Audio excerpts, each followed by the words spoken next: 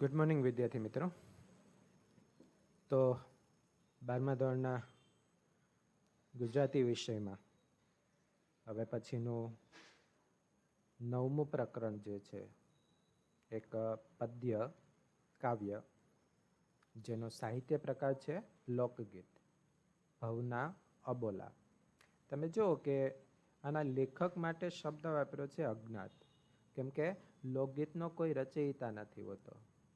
કેમ કે આ લોકગીતો જે છે એ લોકસમૂહ કે લોક માધ્યમ દ્વારા રચાતા હોય અને ગવાતા હોય છે. એટલે કોઈ એક ચોક્કસ વ્યક્તિ નહીં, પણ અનેક લોકો આ લોકગીતના સર્જન પાછળ જોડાયેલા હોય છે. અને આ લોકગીત દ્વારા જે લોકો જે છે એ પોતાની જે સંવેદના છે એ વ્યક્ત કરતા હોય છે. સાંસારિક જીવનમાં જે સુખ અને દુઃખ હોય એ આવા લોકગીતોના માધ્યમ દ્વારા વ્યક્ત થતા હોય. આપણે જાણીએ છીએ કે એક આવું જ એક લોકગીત જેમાં સાંસારિક જે સુખ જે છે, સાસરે ગયેલી જે સ્ત્રી જે છે એને સાસરામાં જે સુખ પ્રાપ્ત થયું છે એનું એમાં વર્ણન થયેલું છે. એ લોકગીત આ લોકગીત કરતાં થોડું વિરુદ્ધ પ્રકારનું છે, કેમ કે આ લોકગીત જે છે એમાં સાંસારિક દુઃખની વાત છે, જ્યારે અમુક એવા લોકગીત હોય કે જેમાં સાંસારિક સુખની વાત હોય. એટલે સાંસારિક સુખ અને સાંસારિક દુઃખ આવા જે વિષયો છે એ આવા લોકગીતોમાં રજૂ થતા હોય. ભવના અબોલા જે છે એમાં પરણીને સાસરે ગયેલી જે સ્ત્રી છે એ સાસરી પક્ષમાં પોતાના પતિના ઘરે રહ્યા પછી જે દુઃખ અનુભવે છે, ખાસ કરીને પોતાના પતિ તરફથી જે દુઃખ પ્રાપ્ત થયું છે, પતિએ લીધેલા જે અબોલા છે એ અબોલાનું દુઃખ જીરવી ન શકવાને કારણે એ દુઃખને વ્યક્ત કરવા માટે આ લોકગીતનો સહારો લેવામાં આવ્યો છે. એટલે આવી જે લોકગીતોની જે ભાવના છે એ આમાં વ્યક્ત થઈ છે. સૌથી પહેલાં તો આપણે આ ભવના અબોલા એમાં આ જે કાવ્ય પંક્તિઓ છે આ લોકગીતની, એ કાવ્ય પંક્તિઓને આધારે સૌથી પહેલાં તો આપણે આ લોકગીતને આખે આખું સાંભળીએ. એ દરેક પંક્તિ માટે જે ચિત્રો મૂક્યા છે એ ચિત્રો જોતાં જોતાં આ લોકગીત સાંભળો અને પછી આપણે આ કાવ્ય પંક્તિઓ જે છે એની સમજૂતી આપણે જોઈએ, જેથી કરીને આપણને લોકગીત બરાબર સમજાઈ જાય. ખરેખર લોકગીતમાં શી ભાવના પ્રગટ કરવામાં આવી છે. એક પત્નીને, સાસરે ગયેલી સ્ત્રીને પોતાનું કેવું દુઃખ છે એ દુઃખ આ પંક્તિમાં કેવી રીતે વ્યક્ત થયું છે એ આપણે જોઈશું. એટલે સૌથી પહેલાં તો આપણે આ જે લોકગીત છે એ લોકગીતને આપણે પહેલાં સાંભળીએ અને પછી આપણે સમજવાનો પ્રયત્ન કરીએ. મેં તો ડુંગર કોરીને ઘર કર્યા, મેં તો ડુંગર કોરીને ઘર કર્યા, મેં તો કાચના કર્યા કમાડ, મેં તો કાચના કર્યા કમાડ, મોરી સૈયરું અબોલા ભવરિયા, મોરી સૈયરું અબોલા ભવરિયા. મેં તો અગર ચંદણના ચૂલા કર્યા, મેં તો અગર ચંદણના ચૂલા કર્યા, મેં તો ટોપરડે ભર્યા ઓ બાળ, મેં તો ટોપરડે ભર્યા ઓ બાળ, મોરી સૈયરું અબોલા ભવરિયા, મોરી સૈયરું અબોલા ભવરિયા. મેં તો દૂધના આંધણ મેલિયા, મેં તો દૂધના આંધણ મેલિયા, મેં તો ચોખલા ઓર્યા શેર, મેં તો ચોખલા ઓર્યા શેર, મોરી સૈયરું અબોલા ભવરિયા, મોરી સૈયરું અબોલા ભવરિયા. એક અધર સમળી સમસમે, એક અધર સમળી સમ સમે બેની મારો સંદેશો લઈ જા બેની મારો સંદેશો લઈ જા મોરી સૈયરું અબોલા ભવરિયા મોરી સૈયરું અબોલા ભવરિયા મારા દાદાની ડેલીએ જઈ કેજે મારા દાદાની ડેલીએ જઈ કેજે તમારી દીકરીને પડ્યા છે દુઃખ તમારી દીકરીને પડ્યા છે દુઃખ મોરી સૈયરું અબોલા ભવરિયા મોરી સૈયરું અબોલા ભવરિયા દીકરી દુઃખ રે હોય તો વેઠીએ દીકરી દુઃખ રે હોય તો વેઠીએ દીકરી સુખ તો વેઠે સૌ કોઈ દીકરી સુખ તો વેઠે છે સૌ મોરી સૈયરું અબોલા ભવરિયા મોરી સૈયરું અબોલા ભવરિયા દાદા ખેતર હોય તો ખેડીએ દાદા ખેતર હોય તો ખેડીએ ઓલા ડુંગર ખેડ્યા કેમ જાય ઓલા ડુંગર ખેડ્યા કેમ જાય મોરી સૈયરું અબોલા ભવરિયા મોરી સૈયરું અબોલા ભવરિયા દાદા કૂવો રે હોય તો ત્યાગીએ દાદા કૂવો રે હોય તો ત્યાગીએ ઓલા સમદર ત્યાગ્યા કેમ જાય ઓલા સમદર ત્યાગ્યા કેમ જાય મોરી સૈયરું અબોલા ભવરિયા મોરી સૈયરું અબોલા ભવરિયા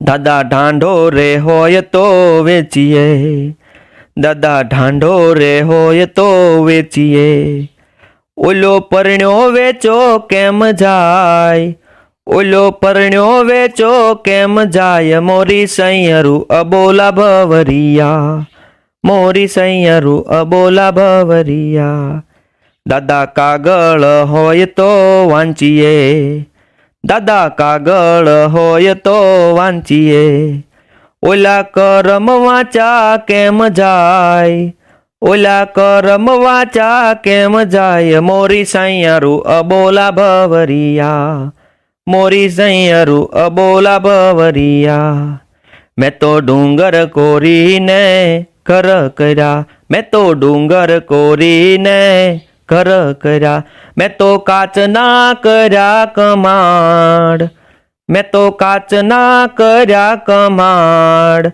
મોરી સૈયરું અબોલા ભવરિયા મોરી સૈયરું અબોલા ભવરિયા. તો જોયું ને વિદ્યાર્થી મિત્રો, દરેકે દરેક પંક્તિમાં કેવો ભાવ રજૂ થયો છે આપણે લોકગીત દ્વારા સાંભળ્યો. હવે આપણે એને સમજવાનો પ્રયત્ન કરીએ. અહીંયા તમે જુઓ કે પહેલી જ પંક્તિથી જે કાવ્ય નાયિકા જે છે એ વાત કરી રહી છે. કેમ કે કાવ્યમાં જે સ્ત્રી જે છે એ પતિને મનાવવા માટે કેવા કેવા પ્રયત્નો કરે છે એનું શરૂઆતમાં વર્ણન છે. એટલે પહેલી જ પંક્તિમાં એ કાવ્ય નાયિકા કહે છે કે મેં ડુંગર કોરીને ઘર કર્યા. ડુંગર જે છે એ ડુંગર ખોદીને એનું એક ઘર બનાવ્યું છે. અહીંયા વાત ડુંગર ખોદીને ઘર બનાવવું એટલે કોઈ ડુંગરને કોતરીને એ સ્ત્રીએ ઘર બનાવ્યું હશે એવી વાત નથી, પરંતુ ઘર બનાવવા માટે, ઘરને ઘર જેવી સંજ્ઞા આપવા માટે. સામાન્ય રીતે તો આપણે જે પથ્થર, સિમેન્ટ, રેતી, કોન્ક્રીટનું જે ઘર બનાવીએ છીએ એને મકાન કહીએ છીએ. પણ જ્યારે એમાં સ્ત્રી રહેવા જાય છે, એક હર્યું ભર્યું કુટુંબ આનંદથી જ્યારે એમાં રહેવા જાય છે ત્યારે એ મકાન ઘર કહેવાતું હોય છે, જ્યાં સુધી માત્ર એ મકાન જ છે. એટલે અહીંયા ડુંગર કોરીને ઘર કર્યા એનો મતલબ એ છે કે એ સ્ત્રી જે છે એણે ખૂબ જ પ્રયત્ન કરીને, ખૂબ મહેનત કરીને એ મકાનને ઘરમાં પરિવર્તિત કર્યું છે. એક ઘર જેવું વાતાવરણ ઊભું કરવાનો ખૂબ પ્રયત્ન કર્યો છે એવું આ પહેલી પંક્તિમાં કહેવા માગે છે. બીજી પંક્તિમાં છે ઘરને જે કમાડ એટલે કે મુખ્ય દરવાજો જે છે એ દરવાજો, જેને આપણે કમાડ કહીએ છીએ, એ કાચના કમાડ છે. એટલે નાયિકા એવું કહે છે કે મેં કાચના કમાડ કર્યા છે. અહીંયા કાચના કમાડ કરવા એનો મતલબ એવો થયો કે જે સંબંધો જે છે એના પતિ સાથેના સંબંધો એટલા નાજુક થઈ ગયા છે કે એ કાચ જેવા થઈ ગયા છે, ગમે ત્યારે તૂટી પડે એવું વાતાવરણ આજે ઘરમાં ઊભું થયું છે. એટલે કાચના કમાડ દ્વારા આ સ્ત્રી અને એના પતિ સાથેના સંબંધોની ક્ષણભંગુરતા વ્યક્ત કરવામાં આવી છે. કેમ કે બંને વચ્ચેના જે અબોલા જે છે એ અબોલાને કારણે એ બંને વચ્ચેનો જે પતિ પત્ની વચ્ચેનો જે સંબંધ છે એ સંબંધ પણ કાચ જેવો થઈ ગયો છે, જેને કારણે ગમે ત્યારે ઠોકર વાગતા પણ એ તૂટી જાય એવી પરિસ્થિતિ નિર્માણ થઈ છે. એટલે પોતાની જે બહેનપણીઓ છે એ બહેનપણીઓને યાદ કરીને આ નાયિકા એવું કહે છે કે અબોલા ભવ રહ્યા. અબોલા પોતાના પતિ સાથેના જે અબોલા છે એ જિંદગીભર, ભવ એટલે જિંદગીભરના અબોલા છે. આગળ થોડી ઘણી મીઠી રકઝક થઈ હોય અને પ્રેમવશ પતિ પત્ની વચ્ચે અબોલા થયા હોય તો એ પ્રેમનો એક ભાગ છે. પણ અહીંયા તો એ અબોલા આખી જિંદગીભરના છે. એના પતિને મનાવવા માટે એણે ખૂબ પ્રયત્ન કરે છે, પણ એનો પતિ માનતો નથી, એની સાથે વાત કરતો નથી. એને કારણે સ્ત્રી ખૂબ દુઃખી થઈ છે. એણે આગળ ઘણા પ્રયત્નો કર્યા છે પોતાના પતિને મનાવવા. એ પછીની પંક્તિમાં તમે જુઓ, મેં તો અગર ચંદનના ચૂલા કર્યા. અગર અને ચંદન એ સુગંધી લાકડા છે. એટલે કે જે ચૂલો જે છે એ ચૂલો આવા સુગંધી લાકડાનો ચૂલો બનાવ્યો છે. અને એ ચૂલામાં જે ઓબાળ છે, મતલબ કે જે બળતણ છે, એ બળતણ લાકડા કે છાણા કે એ જે ચૂલામાં સળગાવવા માટે ભરીએ એને ઓબાળ કહે છે. એ ટોપરડે ભર્યા ઓબાળ, એટલે કે જે ટોપરું જે છે એ ટોપરાનો એ જે બળતણ જે છે એ બળતણ તરીકે ટોપરાનો ઉપયોગ કર્યો છે. અને એ રીતે ચૂલો પ્રગટાવ્યા પછી એની ઉપર આંધણ મૂક્યું છે, દૂધનું આંધણ મૂક્યું છે. એક વાસણમાં દૂધ ગરમ કરવા માટે મૂક્યું છે અને એની અંદર ચોખા ઓર્યા છે, જેથી કરીને એક સારી સુંદર ખીર બની શકે, સ્વાદિષ્ટ ખીર બની શકે. અને એ ખીર પોતાના પતિને ખવડાવીને એને પ્રસન્ન કરવાનો પ્રયત્ન આ સ્ત્રી કરે છે. પણ છતાં પણ તેનો પતિ બોલતો નથી. આટલા પ્રયત્નો કરવા છતાં પણ એનો પતિ એની સાથે વાત કરતો નથી. આથી આ નાજુક પરિસ્થિતિથી મૂંઝાયેલી નાયિકા એના ઉકેલ માટે એના દાદાને સંદેશો મોકલવાનો વિચાર કરે છે. પણ હવે સંદેશો કેવી રીતે મોકલવો? સાસરે રહેલી સ્ત્રી એના દાદાને, અહીંયા દાદાનો અર્થ પિતા પણ લઈ શકાય, કેમ કે પોતાના પિતાને અથવા તો દાદાને એ સંદેશો મોકલવા માગે છે, પણ વિચાર કરે છે કે પોતાના દાદાને એટલે કે પોતાના પિતાને કેવી રીતે પોતાના દુઃખની વાત જણાવવી, કોના દ્વારા એ પોતાના દુઃખને પોતાના પિતા સુધી પહોંચાડે. એ આશાએ એ ઉપર આકાશ તરફ નજર કરે છે. ત્યાં એક સમળી ઉપર આકાશમાં ઉડી રહી છે. એક અધર સમળી સમસમે ઉપર આકાશમાં એક સમળી ઉડી રહી છે. એ સમળીને જોઈને મનમાં વિચાર આવે છે કે આ સમળી દ્વારા એ પોતાના દાદાને સંદેશો મોકલાવે.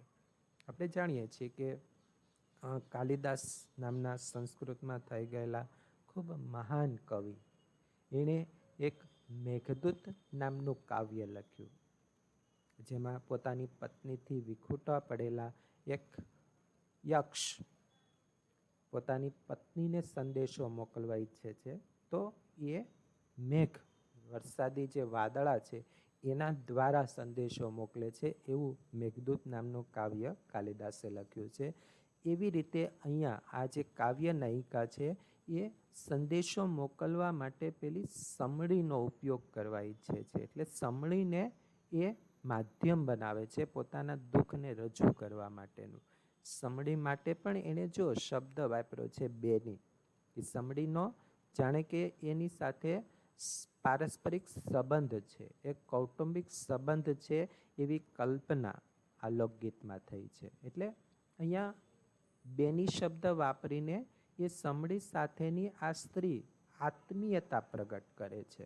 એટલે એને બેની શબ્દથી કહે છે અને માન આપીને એને કહે છે કે મારો સંદેશો લઈ જા. ચમડીને વિનંતી કરે છે કે હે બહેન, તું મારો સંદેશો લઈ જા. મારા દાદાની ડેલીએ જઈને કહેજે. ડેલી એટલે અહીંયા ઘર આપણે લઈ શકીએ કે એના પિતાને ઘરે જઈને કહેજે કે તમારી દીકરીને પડ્યા છે દુઃખ, ખૂબ દુઃખ આવી પડ્યું છે. આવ્યો સંદેશો એ સમડી દ્વારા પોતાના દાદાને મોકલ્યો. હવે સંદેશો જાણે કે મળી ગયો છે એવા ભાવ સાથે આ લોકગીત આગળ વધે છે. એના દાદાને પોતાની દીકરીના દુઃખની જાણ થઈ છે. એટલે એ દાદા વળતો સંદેશો પોતાની દીકરીને સંભળાવવા માગે છે.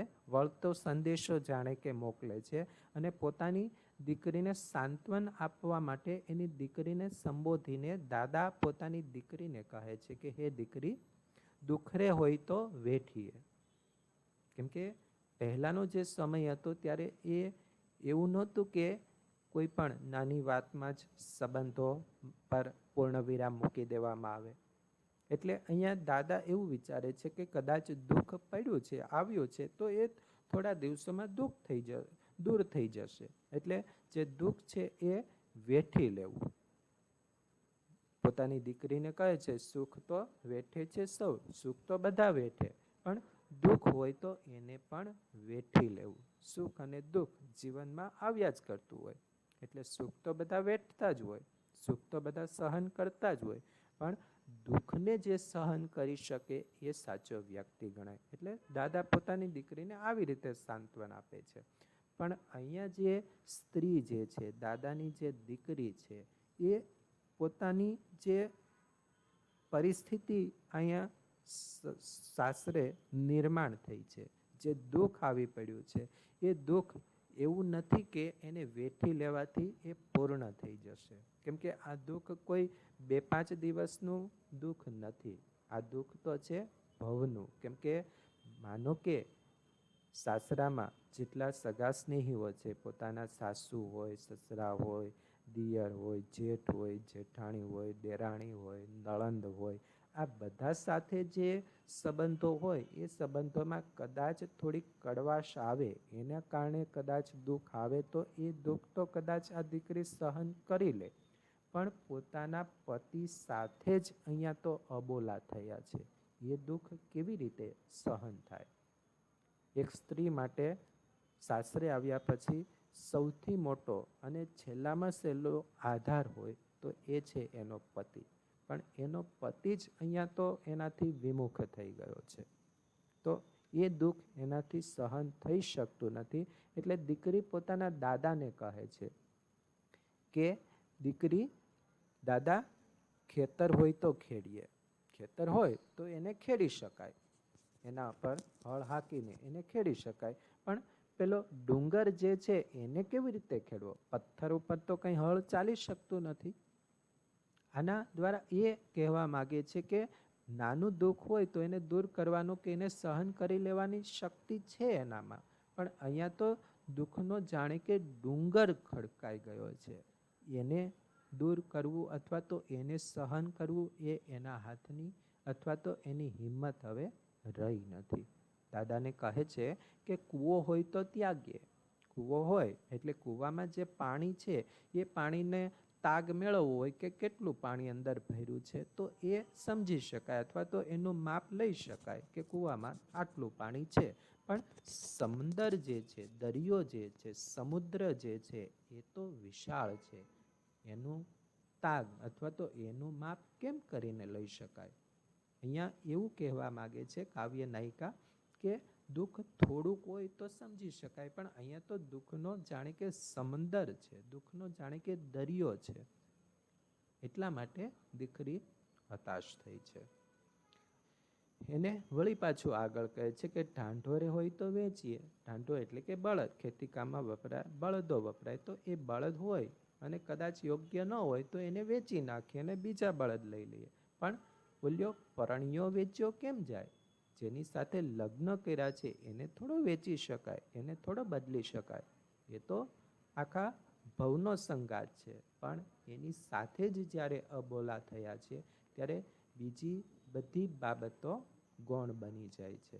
બીજું બધું જ કદાચ સહન થઈ શકે, પણ આ વસ્તુ સહન શક્તિની બહારની વસ્તુ છે.